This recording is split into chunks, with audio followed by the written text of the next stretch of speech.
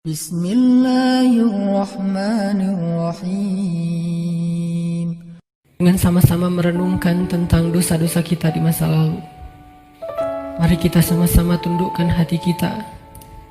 Kita buang ego dan kesombongan kita. Coba kita sama-sama ingat-ingat kembali hari-hari yang pernah kita lalui dalam hidup, hari-hari yang pernah kita isi dengan perbuatan dosa-dosa besar dalam hidup kita. Karena sungguh tak ada satupun manusia yang tidak pernah berbuat dosa. Semua kita adalah para pendosa. Semua kita adalah kotor. Semua kita adalah hina di hadapan Allah. Semua kita penuh dengan aib. Bahkan aib kita ada di sekujur tubuh kita. Sesungguhnya aib kita ada dari ujung rambut sampai ke ujung kaki kita. Semuanya ada bekas-bekas dosa di masa lalu yang kita kerjakan. Tidak mungkin ada orang yang tidak punya dosa di antara kita, sehingga dia merasa tidak perlu mengingat-ingat atau memuhasabahi dirinya. Tidak mungkin ada orang di antara kita yang suci sesuci Rasulullah SAW. Bahkan banyak dari kita yang bahkan sampai hari ini mungkin baru saja melakukan dosa besar kepada Allah. Atau mungkin kita tidak melakukan dosa besar tetapi kita meninggalkan perintah Allah yang wajib, dan itu sama dengan dosa besar. Maka teman-teman sekalian, mari sejenak kita renungkan perjalanan hidup kita. Sudah berapa tahun kita pergi dari Allah Subhanahu wa Ta'ala? Coba kita renungkan, sudah berapa tahun kita meninggalkan agama Allah Subhanahu wa Ta'ala? Sudah seberapa tahun kita menjauh dari Allah Subhanahu wa Ta'ala? Sudah berapa tahun kita mengabaikan perintah dan larangan Allah Subhanahu wa Ta'ala? Sudah berapa tahun kita mengabaikan panggilan-panggilan azan untuk menghadap Allah Subhanahu wa Ta'ala? Sudah berapa tahun kita hidup hanya dengan pilihan kita sendiri, seolah-olah kita lebih tahu yang baik dan buruk daripada Allah Subhanahu wa Ta'ala? Sudah berapa tahun kita menjadikan Allah tidak lagi penting dalam hidup kita? Coba renungkan perjalanan hidup kita. Apa yang telah menjadikan hidup kita berantakan selama ini? Hal apa yang telah menjadikan hati kita keras sehingga malas melaksanakan sholat? Hal apa yang telah menjadikan rezeki kita sulit dan bahkan menumpuk hutang selama ini? Hal apa yang telah merusak akhlak kita sehingga kita menjadi pemarah selama ini? Hal apa yang telah menjadikan hubungan kita dengan kedua orang tua kita menjadi renggang selama ini? Tidak ada hal lain teman-teman selain dosa. Dosa satu-satunya penyebab hati kita menjadi keras. Dosa satu-satunya yang menjadikan rezeki kita sulit. Kalaupun kita mendapatkan harta, tetapi kita tidak mendapatkan bahagia. Kalaupun kita mendapatkan penghasilan yang besar, tetapi kita tidak mendapatkan keberkahan. Tidak ada yang bisa menjadikan hidup kita berantakan seperti dosa. Dosa yang telah menjadikan kita hubungan dengan orang tua menjadi renggang. Dosa yang telah merusak hubungan keluarga kita. Dosa yang telah menjauhkan kita dari orang-orang solih. Dosa yang telah membuat kita larut dalam kesia-siaan hidup. Tidakkah kita sadar kalau kita adalah pendosa? Apakah kita merasa tidak punya dosa? Sungguh orang yang sedikit dosanya pasti mudah bagi dia untuk bisa menangis ketika sholat. Apakah kita mudah menangis ketika sholat? Sungguh orang yang sedikit dosanya tidak akan pernah bosan membaca dan mendengar Al-Quran dibacakan. Bagaimana dengan kita? Berapa juz bacaan kita dalam sehari? Tidak mungkin hubungan kita dengan Al-Quran menjadi renggang kecuali penyebabnya karena dosa. Cukuplah itu sebagai bukti teman-teman kalau kita adalah pendosa. Tidakkah kita merasa diri kita banyak dosa? Apakah hati kita bergetar ketika nama Allah disebutkan? Itu adalah bukti kalau kita banyak dosa yang menyebabkan hati kita membatu dan mengeras. Tidakkah kita sadar kita banyak dosa? Bahwa kita belum mampu benar-benar berbakti dan membalas semua jasa-jasa kedua orang tua kita. Tidak mungkin hubungan kita dengan orang tua menjadi buruk kecuali penyebabnya karena dosa. Tidakkah kita sadar kalau diri kita ini adalah pendosa? Lihatlah, berapa sering kita marah dalam satu hari. Karena sesungguhnya orang yang sedikit dosanya, Allah akan kuatkan kesabarannya dan ditahan amarahnya. Maka teman-teman sekalian, jika semua yang tadi saya sebutkan terjadi dalam hidup kita, kita mudah bosan membaca Al-Quran, kita malas untuk mendirikan sholat, kita jarang ke masjid, kita tidak bisa menahan amarah kita, hubungan kita dengan orang tua tidak baik, nama Allah disebutkan hati kita tidak berasa apapun, maka cukup semua itu menjadi bukti sampai saat ini kita masih menjadi pendosa. Maka marilah teman-teman sekalian, kita akui saja dosa kita. Karena orang yang tidak mengakui dosa-dosa dan kesalahannya adalah orang sombong di hadapan Allah. Akui saja kalau kita adalah pendosa. Kita adalah pendosa yang butuh ampunan Allah. Itulah alasan kenapa kita ada di tempat ini saat ini. Kita adalah pendosa yang butuh kasih sayang dan perhatian dari Allah. Kita adalah pendosa yang mencoba untuk pulang kembali kepada Allah setelah sekian lama pergi dari Allah. Kita adalah pendosa yang takut jika suatu saat harus kembali kepada Allah, dan kita masih memikul dosa-dosa kita di punggung kita, sehingga kita mengetuk pintu rahmat Allah. Ya Rahim, bukakanlah pintu rahmat dan kasih sayangmu untuk kami. Kita mengetuk pintu ampunan Allah. Ya Ghaffar, bukakanlah pintu ampunan untuk kami para pendosa. Kami tidak sanggup pulang bertemu dengan Engkau dengan memikul dosa-dosa. Jangan biarkan lidah kami menjadi keluh di akhir hayat kami, sehingga kami tidak mampu mengatakan La ilaha illallah, tertahan oleh dosa-dosa.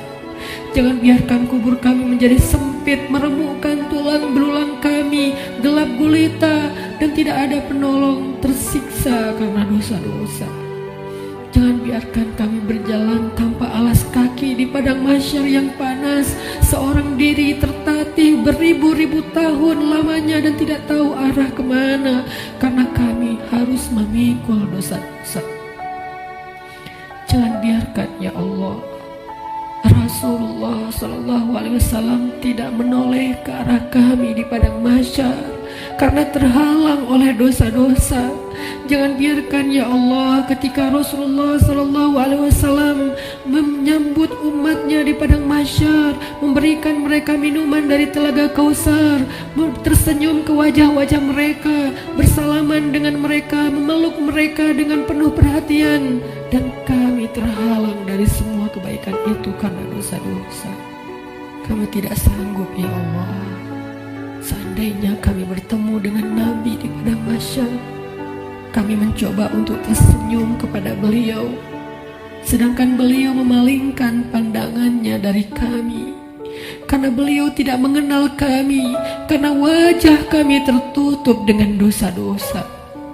Jangan biarkan ya Allah kami berjalan melintasi sirat-Mu yang panjang, yang membentang di antara lembah-lembah neraka jahanam, sedangkan kami akan tergelincir karena berat dengan dosa-dosa. Jangan biarkan ya Allah asap, percikan, bahkan api neraka menyakiti ruas-ruas kulit kami, dan kami tidak akan tahan terhadap siksaannya ya Allah. Karena sungguh tidak ada balasan dari dosa kecuali azab dari-Mu ya Allah. Jangan biarkan ya Allah di akhirat kelak ketika teman-teman kami, saudara kami, pasangan kami, keluarga kami, orang-orang yang kami kenal bersuka cita di dalam surga-Mu, mendapatkan puncaknya nikmat surga, memandang wajah-Mu, sedangkan kami terhalang dari semua itu oleh dosa-dosa ya Allah. Jangan biarkan lidah kami menjadi keluh dan tidak mampu menjawab pertanyaan-pertanyaan-Mu ketika Engkau menghisap kami. Engkau bertanya tentang dosa kami satu persatu. Bagaimana kami akan menjawabnya di hadapan-Mu ya Allah?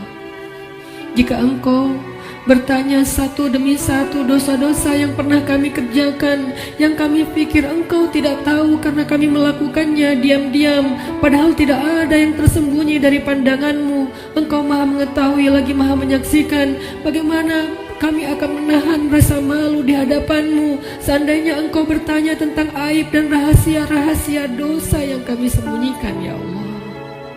Kami tidak akan mampu, ya Allah. Maka ampunkanlah dosa kami, ya Allah. Dengan kasih sayang-Mu yang Engkau berikan di bulan Ramadan, dengan rahmat yang Engkau limpahkan di bulan Ramadan, dengan janji-janji maha benar yang Engkau telah tuliskan untuk kami di bulan Ramadan, bahwa siapapun yang beribadah di bulan Ramadan, barang siapa yang berpuasa di siang harinya, mendirikan sholat di malam harinya, Engkau akan mengampuni dosa-dosa mereka. Maka ampunkan dosa-dosa kami malam ini, ya Allah. Walaupun ibadah kami belum sempurna, walaupun puasa kami belum sempurna, walaupun sholat malam kami belum baik, tidak selalu khusyuk, tapi kami sedang belajar, ya Allah. Maafkan kami, ampunkan dosa-dosa kami. Jangan biarkan satu pun tersisa yang akan menyandung kaki kami di padang mahsyar, yang akan menggelincirkan langkah-langkah kami ketika melintasi sirat.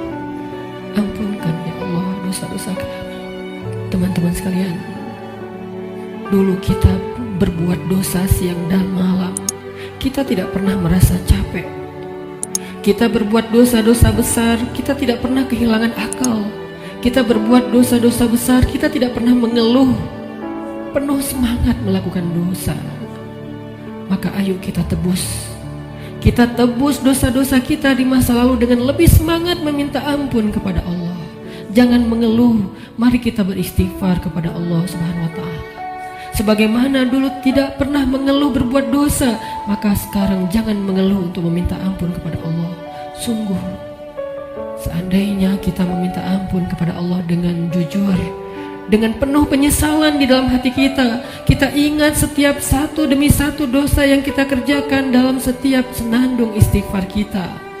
Allah berjanji, Qul ya ibadiyalladzina asrafu ala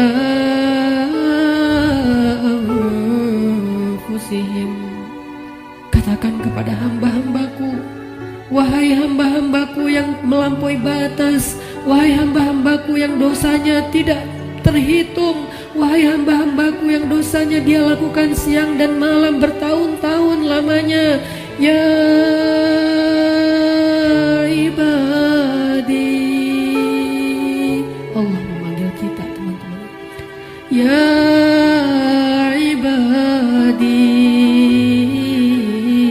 ya ibadi, la taqnatu min rahmatillah,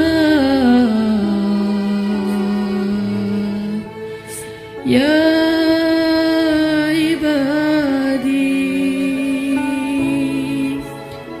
hamba-hambaku yang banyak dosa, jawablah panggilan Allah. Labbaika ya Rabbi,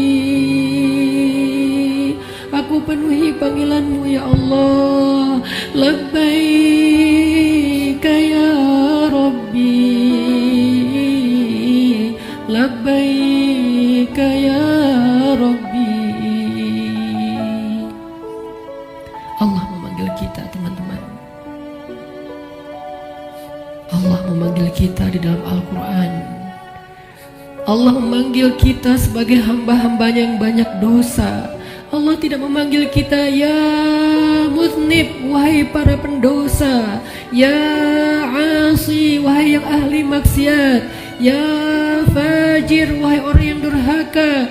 Allah tidak memanggil kita dengan titel dosa kita. Allah tidak memanggil kita dengan gelar-gelar maksiat kita. Walaupun dosa kita banyak, Allah masih memanggil kita dengan panggilan lembut. Ya ibadi, ya ibadi, ya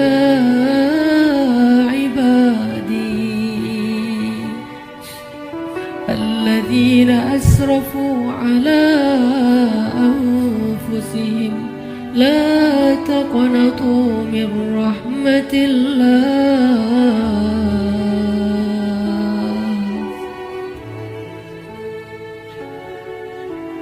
Teman-teman sekalian, jangan sampai kita menjadi orang yang pura-pura tuli ketika dipanggil oleh Allah.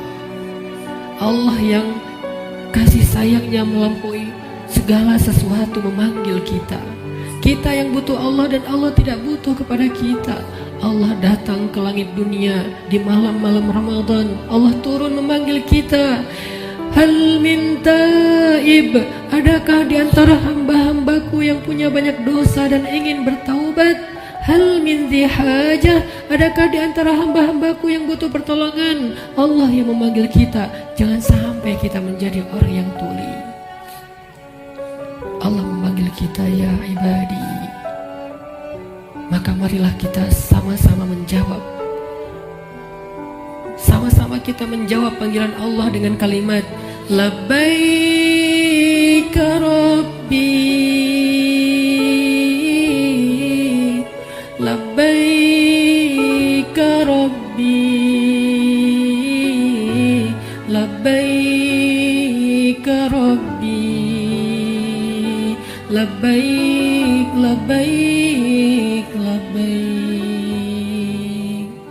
Aku penuhi panggilanmu ya Allah, aku penuhi panggilanmu ya Ghaffar, aku penuhi panggilanmu ya Tawwab. Labbaika ya Allah.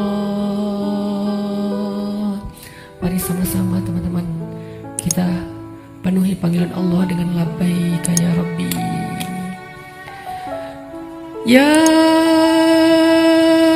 ibadi, ya ibadi, ya ibadi, kullukum takhta'un wa ana aghfiru dhunuba jami'a. Wahai hamba-hambaku, wahai hamba-hambaku, wahai hamba-hambaku yang banyak dosa, sesungguhnya aku maha mengampuni dosa-dosa semuanya. Allah memanggil kita karena Allah tahu kita banyak dosa dan Allah tidak tega untuk menyakiti kita. Allah tidak ingin menzolimi kita. Allah tidak ingin menyiksa kita. Allah tidak ingin kita masuk ke dalam nerakanya. Ketika kita banyak dosa, Allah kasihan kepada kita sehingga Allah memanggil kita, ya ibadi. Ketika kita banyak dosa, Allah memanggil kita, ya ayyuhalladzina amanu. Allah menawarkan kepada kita ampunan dosa. Allah menawarkan kepada kita agar terbebas dari api neraka. Allah berfirman, tubu ilallah, tubu ilallah, tubu ilallah, tubu ilallahi taubatan nasuha. Wahai hamba-hambaku yang beriman,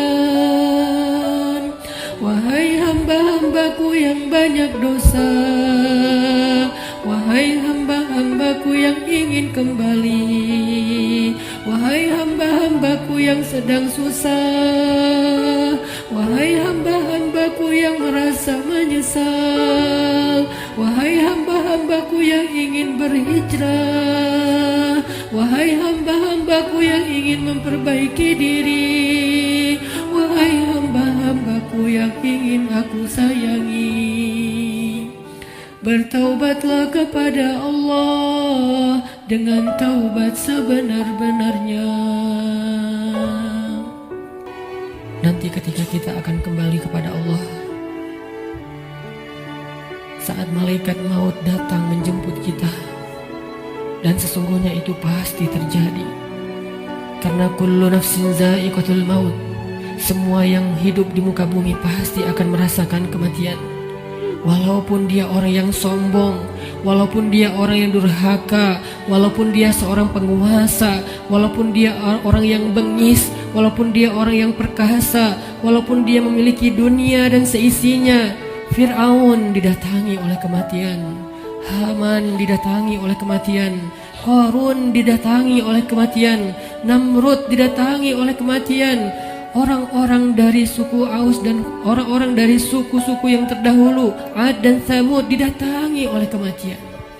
Seberapapun mereka sombong dan congkak di muka bumi, atau bahkan seberapapun mereka soleh, seberapapun mereka taat kepada Allah, seberapapun mereka bertakwa dan beriman, mereka pun akan merasakan kematian.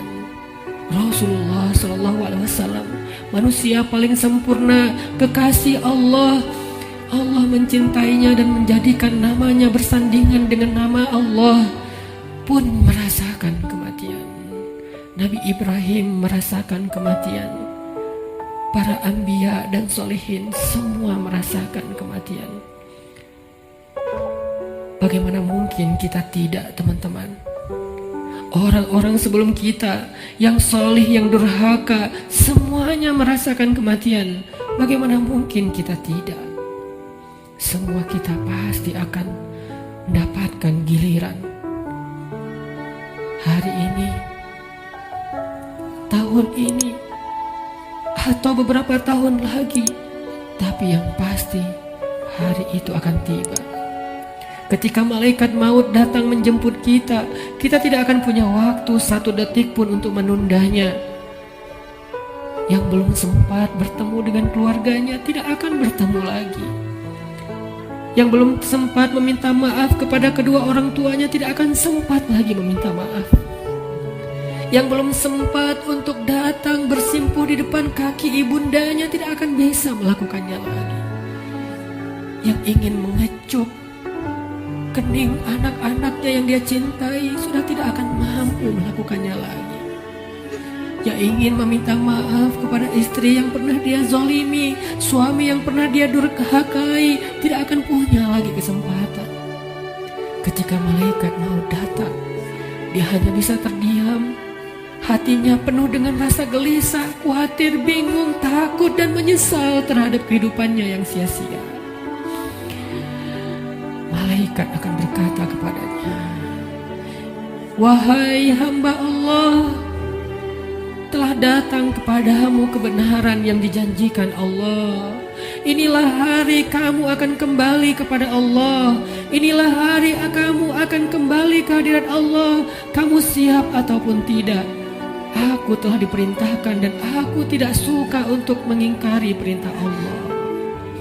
Kita tidak akan bisa meminta kepada malaikat maut, "Wahai malaikat, berikan saya kesempatan satu hari lagi untuk bertaubat, berikan kesempatan saya untuk sholat, berikan kesempatan saya untuk sholawat, berikan kesempatan saya untuk memperbaiki diri, meninggalkan maksiat, berikan saya satu hari saja, wahai malaikat."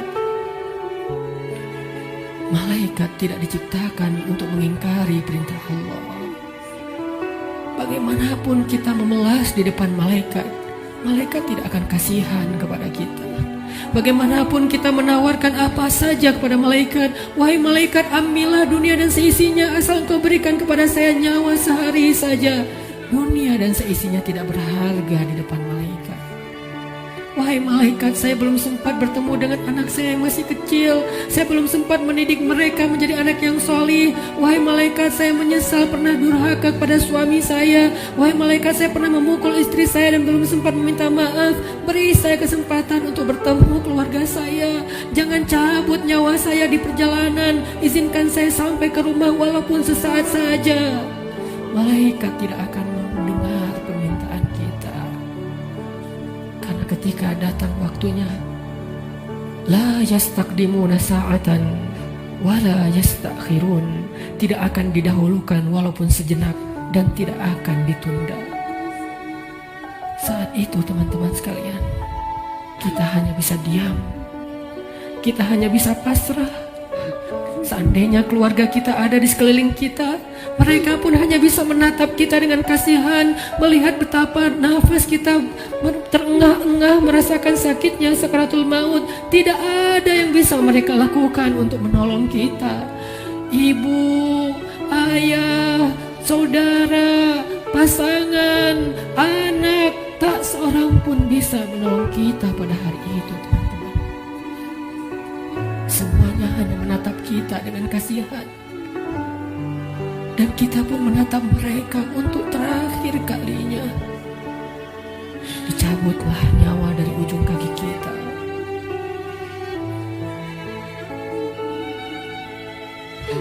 Dicabutlah nyawa sampai ke lutut kita.